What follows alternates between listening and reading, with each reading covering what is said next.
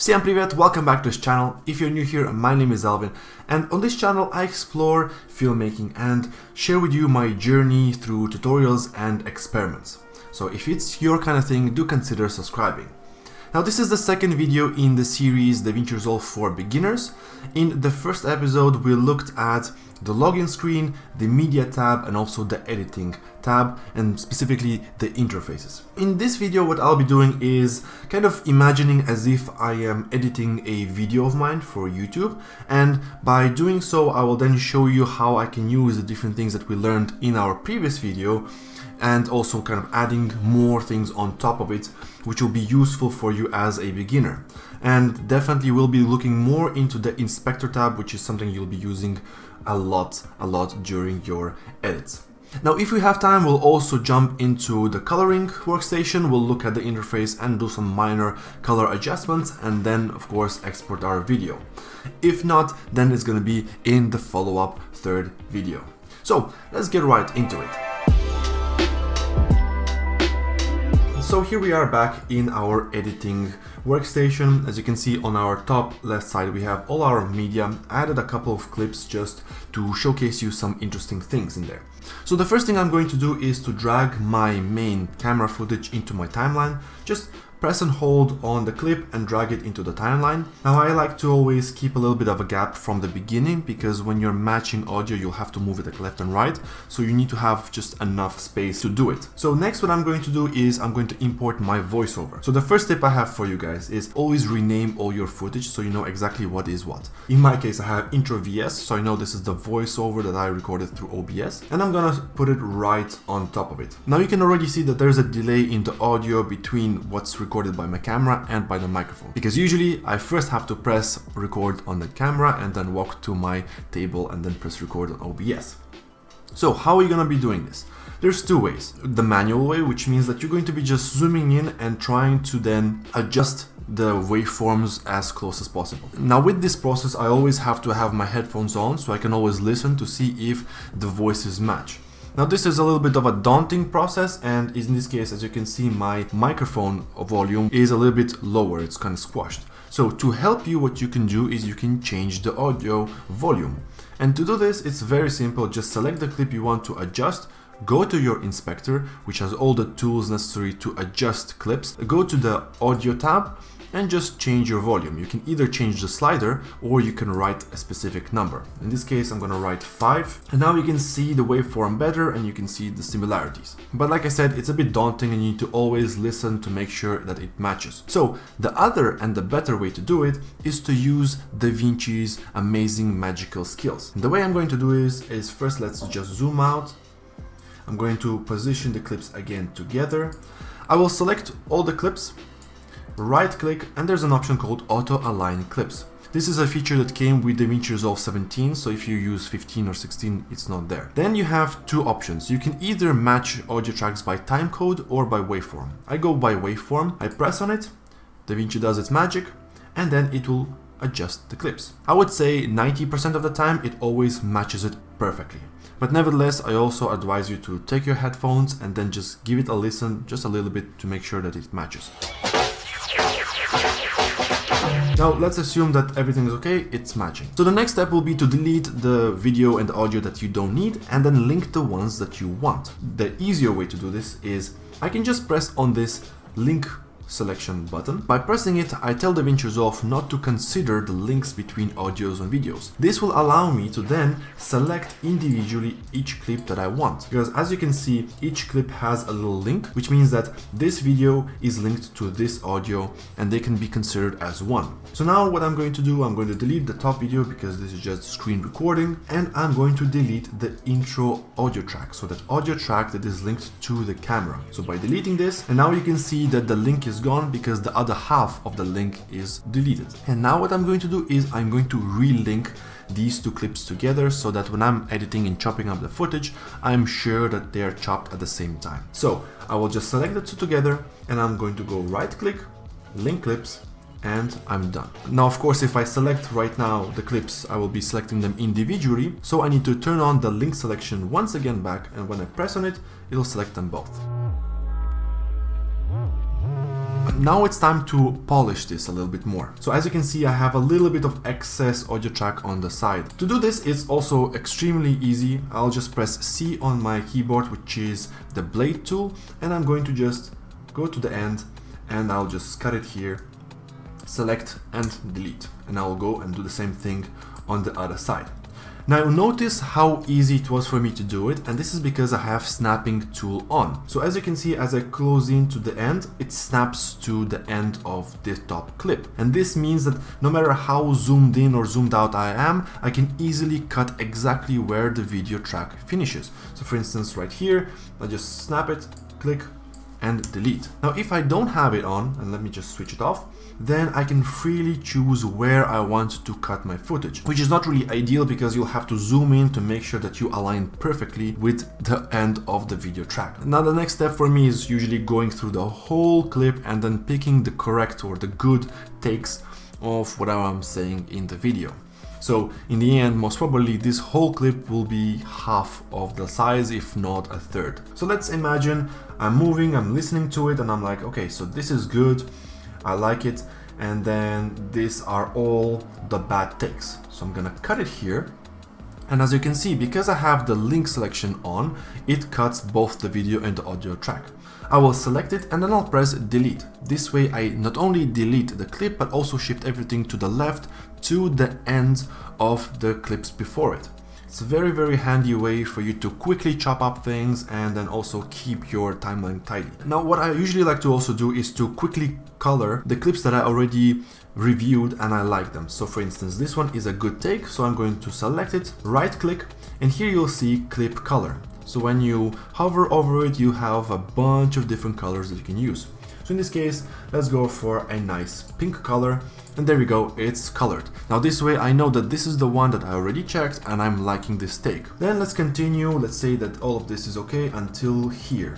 And then here, this is the take of the other section. So I'll press on it, cut it, select, delete, and I will do the same thing. So there we go, right click, and I'm going to press, let's say, navy. This is just purely my editing style, but also kind of gives you an example. In this case, I like to also highlight the different sections. So the pink I know is going to be most probably my outro of this whole clip. And then this is going to be one of the sections or one of the topics that I talk about. So this way I know that this section is something different. And then during my editing process, when I need to add some B-roll or some images or text, I know that this is a beginning of a completely different section, which will need most probably a title. So let's quickly do the same thing with the remaining clips.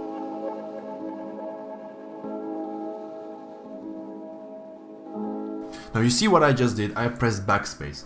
In this case, it was not the right decision because now what I have is I have just this all remaining gap with nothing there. So I have to manually shift everything that I'm happy with to the beginning of the timeline. To avoid this, let's go back, I'll select this and I'll press delete. And now it all shifts to the beginning of the timeline.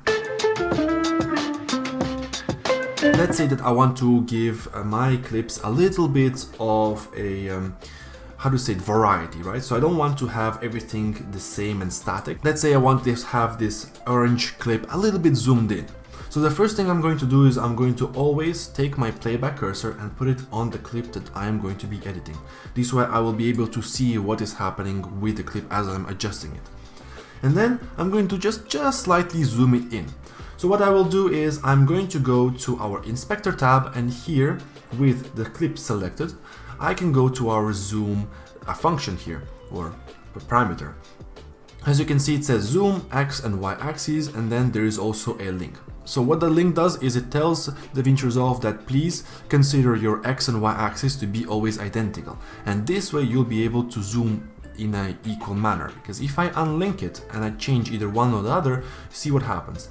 It will change only one side of this whole clip. By the way, if you have some adjustments that you made and you want to go back to the original values, just press on this undo button and it goes back to the original shape and also relinks these two positions together. So this is a really cool feature. And now all I have to do is I can either write a number or I can just press on it and just drag. And let's keep it at this amount. All right, so let's say I'm happy. So what you can do, and this is an amazing feature, which by the way, once you get used to it, it becomes very difficult in other editing softwares, you can edit the parameters of multiple clips at the same time. So to do this, let's first revert back our orange clip to the original state. I'm going to select multiple clips. You can do this by just pressing and holding Ctrl. So I have already orange selected. I'll select the blue one as well. As you can see, it has a red border around it. And now what I can do is, once I change the zoom, so let's say we are gonna put it to 150, what happened is that now I can go and I can only press on the orange clip, and you will see it has the zoom 1.050. And if I change my cursor back to the blue one and I'll press on it, you will see I have also the same 1.50 zoom. This is absolutely amazing way to quickly adjust the parameters of many different clips together. It saves a lot of time. And you can do the same thing with a lot of different parameters. However, let's say that you have a lot of different parameters and you forgot to select the different clips. Also, it is not a problem. I can just go right click, copy, and then I will press on the clip that I want to paste the same parameters, and then you can go right click, paste attributes. So once you press on it, there will be a window like this that will allow you to choose, okay, which exactly parameters will you want to copy. So in this case, I'm going to press video attributes, which means that everything that it was changed within this video parameters will be copied over to our next clip. Once again, you can then choose and pick and choose which ones you want to change. Press apply, and now when we go back to that clip, you will see it is also applied there. Very handy, very easy to manipulate with the parameters. Okay, so let's go back to how it was, and this time what I will show you is a little bit of a dynamic zoom. So this is something you can also implement in your videos, and this is when you have, let's say, the zoom happening over time. Now the way we can do this is what's known as keyframing. This means that you just put points on the clip that has different values, and then Davinci Resolve or any editing program will then change the parameter over time to go from point A to point B. So let's go to the beginning of the orange clip. So this is the start of the clip, and I'm going to go to our zoom, and here I have a little button here. This button is the keyframe. So once I press on it, it becomes red. It means that this is a keyframe now, and it remembers this specific value of zoom. Now, I'm going to go to the end of this clip, and I'm going to press this button again. This is a keyframe as well, and now I can change it. So let's just add a little bit more zoom to here.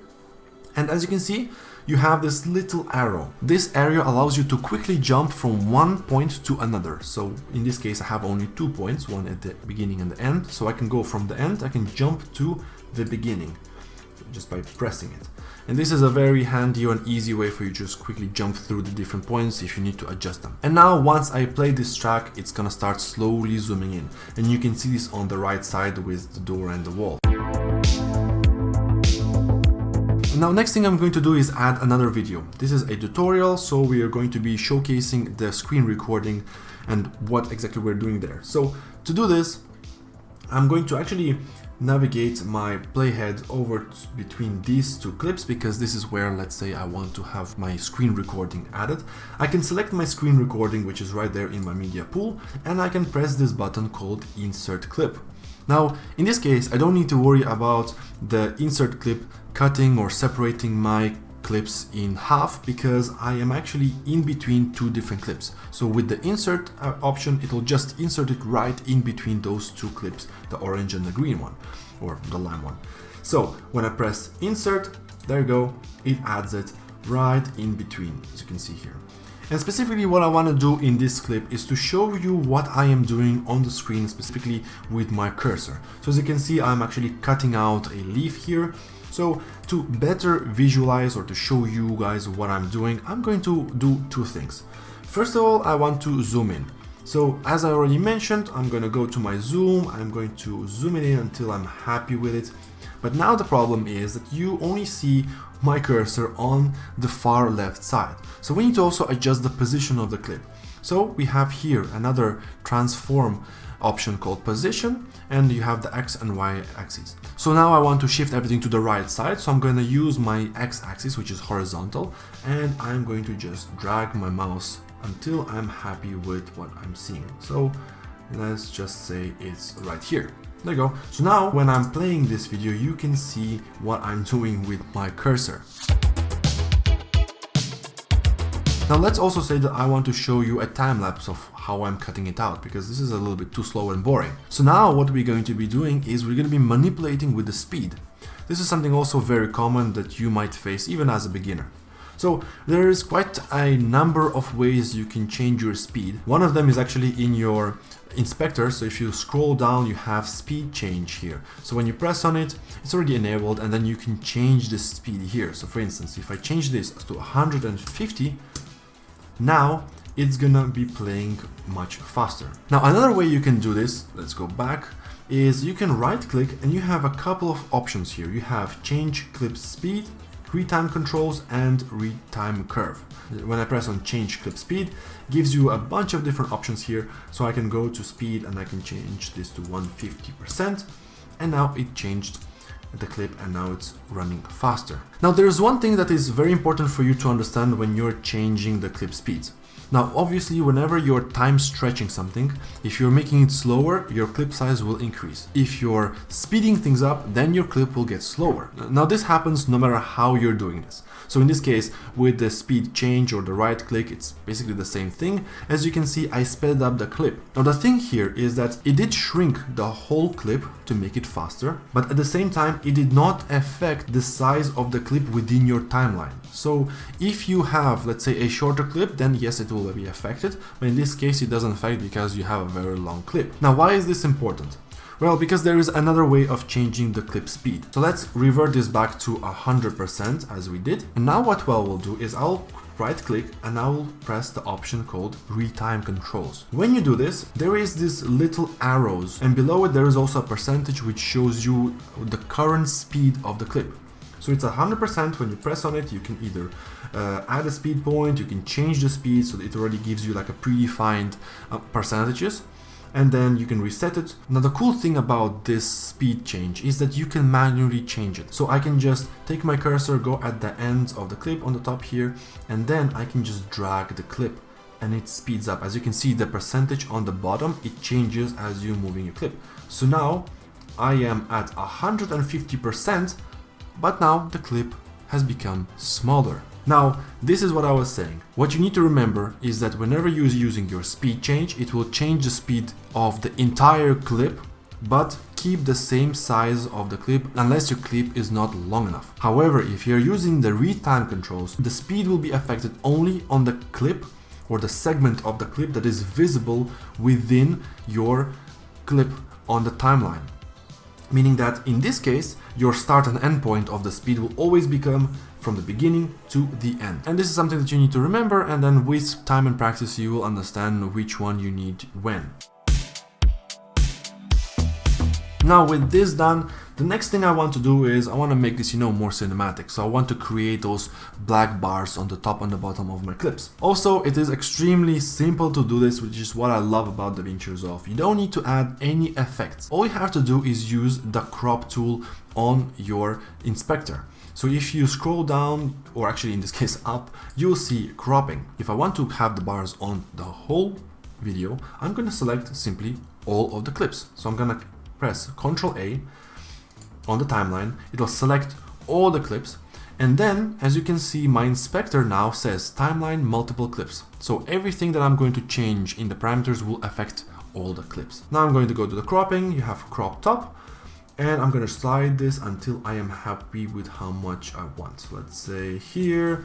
So there you go. So from the top and the bottom, it's equal size. So you know that this size and this size is the same. Now also, I want to make sure that this clip of my tutorial has the same size, right? So what I can do is I can just take any one of these clips.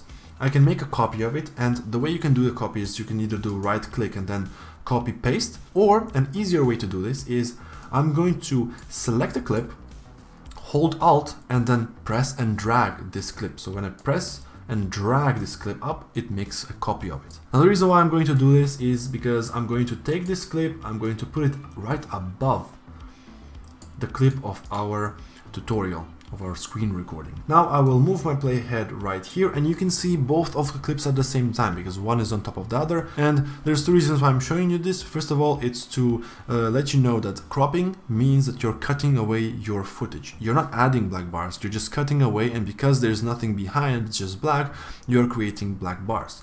This is the first thing. And the second of all, it is a way for you to adjust your black bars. So in this case, I can see a little bit of the screen recording that is visible. So I can take my screen recording, I can go to the cropping, and I can just adjust it to fit that clip, just like this. There we go. Now the third thing I'm going to demonstrate you with this combination right here is how can you change the opacity of your videos. So let's say that I want to still have my face on top of it. Now here in your inspector you have also a set of settings called composite. So it's right here, and if you press on it, it hides. If you press it again, it's going to show up. And you have two different options here. You have a composite mode and opacity. For beginners, the most important you want to know is the opacity. So it's right now at 100%, but if I change it, it's going to become more and more transparent. So if you ever need to put something on top as an overlay, this is a way for you to control the opacity. Okay, so we are happy with this very nice and cinematic look, really cool. And now we are going to be adding the intro and the outro. I'm going to go again to the beginning of the clip. I'm going to select my intro, which is right here, and I'm going to press the insert clip. I'm going to go back to the end. I'm going to select my outro, and I'm going to do the same thing. There you go. Now we have also our outro. Now when I'm doing my outros, I like to have a little bit of a crossfade. So to do this, we're going to take our playhead, we're going to put it in between the two clips, and I will hold Alt, zoom in, and now I'm going to put my cursor in between the two clips, right click, and you will have here options of crossfade, and you can decide how many frames you want it to be, so the length of it. Let's say I want 50 frames. When I press on it, Davinci Resolve gives me an issue. What it tells me is that you don't have enough space or length of your clip to be able to create this transition, which is obvious because I am applying a transition at the end of the first clip and the beginning of the second. So Davinci Resolve gives you an option. You can either cancel, you can trim the clips, or you can skip the clips. Cancel and skip does the same thing, it just does not apply to transition for you, and trim clips means that Davinci Resolve will cut 50 frames from the end of your first clip and then the beginning of your second clip to apply this effect. So let's click trim clips, and as you can see, it applied the effect. Now it's also important to remember that when you're right clicking, you need to make sure that, as you can see here, you have this green hue on both clips. Because if I just press on the end of the first one, and you can see that the green is only on the first clip, when I right click and I add a dissolve, it's going to only apply it on that specific clip. Now, if you want to adjust the transition effects, here on your inspector tab, you have now a new option available, which is transitions. When you press on it, now it gives you all the settings related to this transition that you can now play around and see what you like best. Before we move on, there's two more things in the inspector that is worth mentioning, even for a beginner, and this is stabilization and lens correction. So first of all, let's go down in our inspector, and here you have stabilization and lens correction. Stabilization allows you to stabilize your footage, and once again, you don't need to add any effects. It's right there, built in, and it's actually very, very powerful. All you have to do is just select the clip you want to apply it to, press stabilize. If you want to, you can change the mode, and usually I like to check all three of them to see which one gives me the best result. Just press stabilize and it does its magic. If you feel like it needs to be more adjusted, then just play around with the settings until you get your desired effect. The same goes for our lens correction. So let's say that you're using GoPro footage, and usually it has like a fisheye effect. If you want to correct it, it's super easy. Just press analyze, Davinci will look at the clip and it's gonna give you the best result. However, if you still are not happy with it, you can just adjust it manually with this distortion slider. You actually have here also a very handy thing, which is called the flip. This allows you to flip your footage either horizontally or vertically if you need to without adding more effects. And you have also here your rotational and then your anchor. I suggest you just go in and play around with them to understand what each one of them does. And also in the audio track here, you can then adjust everything to do with your audio. So in this case, you can change your volume, your pan, your pitch, your equalizer, and so on and so forth. Now, speaking of audio, there's one more thing I want to show you, which is a little bit more advanced, but I think it's important for you as a beginner to know. Why? Because maybe you are editing some clips from your phone, and there's one issue that I noticed that I'm always having, and I think it's better for you to also know about it. Now, it seems like whenever I am uploading videos that are shot by my phone, and I have an iPhone 7 Plus, I always hear audio coming only from one side of the ear, either left or right. Well, here's a clip with that issue. Now, you can easily fix this in Davinci, and to do this, it's very simple. Just select the clip, right click, and here you have clip attributes. When you press on it, and a window pops up with some information about the clip itself and also some settings. So in this case, under the audio tab, as you can see, I have a setting that says mono embedded channel 1, which basically means that there's only one signal passing by, which is mono, and also there's only one channel that it passes through. Now in this case, it doesn't say if it's left or right, it just says mono, so it could either go through your left or the right channel. So what we need to do is to change the setting from mono to stereo, meaning that we'll tell Davinci to play the signal twice and then redirect it to the left and the right ear. It's very simple to do. Just go to the format, change this to stereo, it automatically creates another channel, and it, as you can see, changed the channel in the track as left and right. So the first one is embedded channel 1, and then all you do is just go here and select embedded channel 1 as well. So this basically means that whatever the audio signal you have in this track, it's gonna send one into the left ear and then the second one in the right ear. Then press OK, and now you'll hear the audio in both of your ears. Like I said, it's more advanced, but as beginners, it's important for you to know, because when I had this problem, as soon as I imported my videos from my phone, I was there lost, didn't know what is going on. And we are pretty much done with our inspector tab. Now let's add a little bit of effects, and I'll show you how this one works. So let's say that I want to add some text to my videos. Now it's very simple to do. I have here on my lower left side a tab called effects. Now let me just close my media pool so that we can see all the effects in more detail. And under titles, I have all my different type of titles. So here we have two sections. This is like the basics of Davinci, and then this one is Fusion titles, meaning that there is a VFX behind it and they're all animated. So in this case, I want just a text. So I'm gonna press on it, I'm gonna drag it all the way and position it wherever I want. Let's say I want it here on the beginning of this track, and I want it for, let's say, this much. So you can drag a clip by just pressing at the end of it, and then you can just adjust it as much as you want. Now let's move our playhead over above it so I can see what we have. It says basic title. Once you press on the title, now you go back to your inspector tab, and as you can see under video, you have your settings, which is all the same thing as you're familiar already with. But then now there's another tab called title. Once you press on it, it gives you settings specifically based on that type of I don't know how we call it, this type of item that is in the timeline. So in this case, it's a title. So let's change this to hello. I'm going to change this to a different font. Let's put something very nice or not. Okay, let's do this one because I like it. You can change the size here of the lettering. If this size is not enough, you can always also zoom it in the transform. And then we can also change the color if you want to. Let's say I want it a very nasty green. But let's say it's a little bit difficult for you to see it and you want to add a little bit of contrast. So what you can do is you can scroll all the way down and you have even more options here. Stroke, shadow, background. What the background does, it actually creates something like, I'm going to change the height here, and it creates something like this, which you can then change the opacity of it to add some stuff to it, for instance. It's really up to you. If you want to switch this off completely, just press here on this little red dot and it's going to completely turn it off. Okay, so that's done.